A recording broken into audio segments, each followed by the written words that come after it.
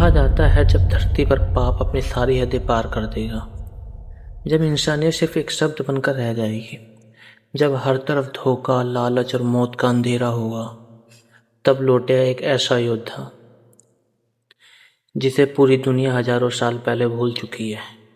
जी हाँ, एक ऐसा योद्धा जो ना तो बूढ़ा होगा, जो ना मार सकता है।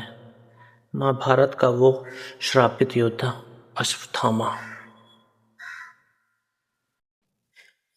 जब अधर्म अपनी सारी सीमाएं पार कर देगा, जब इंसान का दुश्मन इंसान ही बन जाएगा, जब धरती पर पाप का अंधेरा छा जाएगा, तब लौटेगा वो योद्धा जिसका इंतजार हजारों सालों से हो रहा है। जी हाँ, ये कहानी है कलयुग के अंतिम योद्धा की, एक ऐसा रहस्य की जिसे सुनकर आपकी रूह कांप जाएगी। पूरी कहानी देखने के लिए वीडियो को अंत तक बने रहें। श्रापित मंदिर का रहस्य। जी हाँ, भारत के एक घने जंगल के बीच एक प्राचीन मंदिर था। लोग कहते थे वहां रात में चीखें सुनाई देती हैं। कोई भी वहां जाना पसंद नहीं करता और जो वहां जाता था वो वापस कभी लौटा नहीं। लेकिन एक दिन एक युवा पत्रकार आरव सच जानने वहां पहुंचा। गांव वालों ने रोकने की बहुत कोशिश की, मत जाओ बेटा, वहां मौत रहती है। लेकिन आरव नहीं माना। जैसे ही रात के 12 बजे वो मंदिर के अंदर पहुंचा, दीवारों पर अजीब निशान बने थे और बीच में पड़ी थी एक विशाल टूटी हुई तलवार। जैसे ही आरव ने तलवार को छुआ, पूरे मंदिर में भूकंप आने लगा और अचानक एक भारी आवाज गूंजी, हजारों साल बाद आखिर कोई आया है। अमर योद्धा का जागना। आरव डर गया। अंधेरे से एक विशाल योद्धा बाहर आया, लंबे बाल, शरीर पर घाव, आंखों में आग। वो था अश्वत्थामा, भारत का अमर योद्धा जिसे श्री कृष्ण ने श्राप दिया था, तुम कलयुग के अंत तक भटकते रहोगे। अश्वत्थामा ने आरव को देखा। क्या दुनिया अब भी पाप से भरी है? आरव बोला, आज इंसानियत खत्म हो रही है। अश्वत्थामा की आंखों में क्रोध भर गया। तो समय आ चुका है। कलयुग का अंधेरा। अश्वत्थामा आंख को शहर ले गया, जहां लोग पैसों के लिए अपने को मार रहे थे। बच्चे भूखे थे, निर्दोषों पर अत्याचार हो रहा था।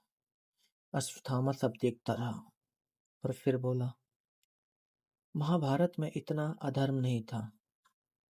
उसी रात आसमान लाल हो गया, धरती कांपने लगी और समुद्र से निकला एक भयानक दैत्य जिसका नाम कालनेत्र। एक ऐसी शक्ति जो कलयुग खत्म करना चाहती थी। विनाश की शुरुआत। कालनेत्र जहां जाता वहां मौत फैल जाती थी। पूरे शहर में चीखें गूंजने लगी।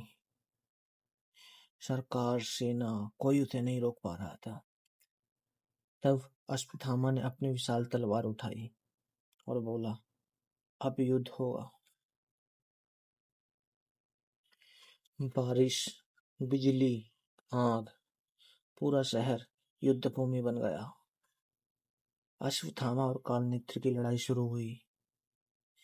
एक बार में इमारतें टूट जाती, धरती फटने लगती। ब्रह्मांड शास्त्र का रहस्य। लड़ाई के दौरान कालनेत्र हंसने लगा। हा हा हा हा, तुम मुझे नहीं हरा सकते। तब अश्वत्थामा बोला, मेरे पास अभी भी पराशक्ति की शक्ति है। आरव चौंक गया। अगर ब्रह्मास्त्र चला तो पूरी धरती खत्म हो जाएगी। लेकिन अब कोई रास्ता नहीं था। अश्वत्थामा ने आंखें बंद की। आसमान में तेज प्रकाश फैल गया। हवा अचानक रुक गई और उसके हाथों में प्रकट हुआ ब्रह्मण शास्त्र। अंतिम युद्ध।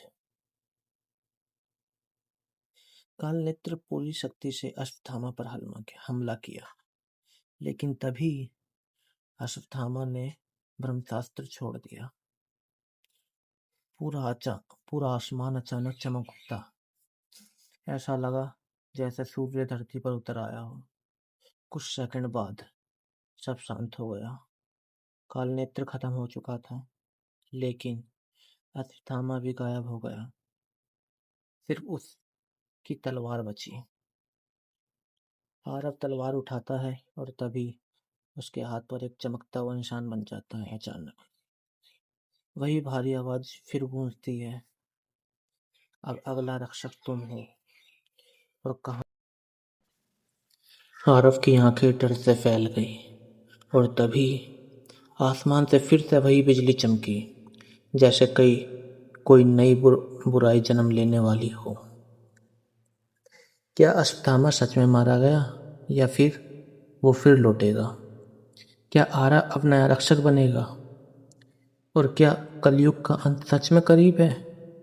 ये कहानी यहीं ख़त्म नहीं होती। अगर आपको ये कहानी पसंद आई हो तो वीडियो को लाइक ज़रूर करें, चैनल को सब्सक्राइब करना भूलें ना और कमेंट में लिखें जय महाकाल। फिर मिलेंगे एक ऐसी रहस्यमय कहानी के साथ। धन्यवाद।